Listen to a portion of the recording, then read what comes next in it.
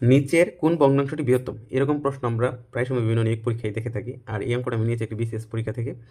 তাহলে আমাদের হচ্ছে বৃহত্তম ভগ্নাংশটি বের করতে হবে। তো আমরা জানি ভগ্নাংশ হচ্ছে আপনার লব আর হর নিয়ে গঠিত হয়। আর ভগ্নাংশটা হচ্ছে কোনো একটা পূর্ণ জিনিসের একটা অংশ। আমি যদি এই 6/11 বুঝাই, এই 6/11 হচ্ছে আপনার জন্য পূর্ণ একটা অংশ। পূর্ণ অংশটাকে যদি আমি 1 2 3 4 5 6 7 8 9 10 11 11 ভাগ করি, তাহলে হচ্ছে 6 ভাগ পাবে। 1 2 3 4 5 6, এই 6 ভাগ পাবে বা দিবে, বা এই ভগ্নাংশটার অর্থ হচ্ছে এই 11/6 মানে যদি আমি বলি এটা যদি একটা পাত্র হয়, পাত্রটার 11/6 পূর্ণ আছে, তাহলে এতটুকু পূর্ণ আছে আর এতটুকু খালি আছে। 1 2 3 4 5, 5 ভাগ খালি আছে। এটার অর্থ হচ্ছে এটা। তাহলে আমরা খুব সহজেই ভগ্নাংশ ছোট করে বের করতে পারবো। আর বের করার ক্ষেত্রে কিছু জিনিস আছে। যদি 6/11 আর 11/5, 11/6 আর 11/5, এটার মধ্যে বড় কোনটা? নিশ্চয়ই এইটা, কারণ এটা হচ্ছে 11-র মধ্যে 6 আর এটা হচ্ছে 11-র মধ্যে 5। তাহলে হচ্ছে যদি লব বড় হয়, হর যদি একই থাকে, লব যদি বড় হয়, তাহলে ভগ্নাংশটা বড় হবে।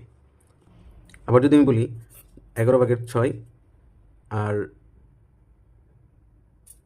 9/6, তাহলে বড় কোনটা?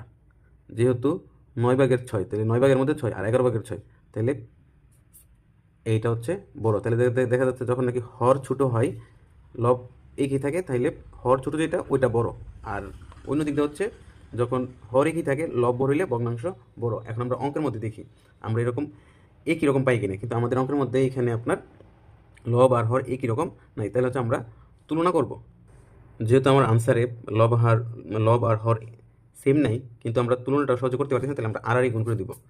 11 8 14, 11-রে যদি 8 দিয়ে গুণ দিই 88, আর 6 দিয়ে 14 গুণ দিলে 60, 4 4 24, 24 84। তাহলে যেটা লব দিয়ে গুণ দিব ওইটা ওইটার মান। তাহলে এটা হচ্ছে বড়, এটা হচ্ছে ছোট। তাহলে এটা কাটা, তাহলে এটা রাখি। এটার ক্ষেত্রে আবার এটার সাথে এটার গুণ দিই, আর গুণ দিই। 3 5 5 8 40, আর 14 3 গুণ দিলে 3 10 30, 3 4 12 42। তাহলে এটা বড়, এটা ছোট। তাহলে এটা কেটে দিলাম, তাহলে এটা থাকে। তাহলে এটা গুণ দিই। 3 5 আর 5 8, 5 5 25, আর 3 8 24। তাহলে এটা হচ্ছে 24, এটা হচ্ছে 25। তাহলে এটা বড়, এটা ছোট, তাহলে বড় হচ্ছে এটা।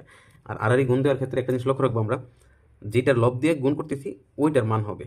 যেটা লব দিয়ে গুণ করতেছি ওইটার মান হবে। এইভাবে আপনারা সহজেই ভগ্নাংশটি ছোট বা বড়, বৃহত্তম বা ক্ষুদ্রতম আপনারা বের করতে পারবেন।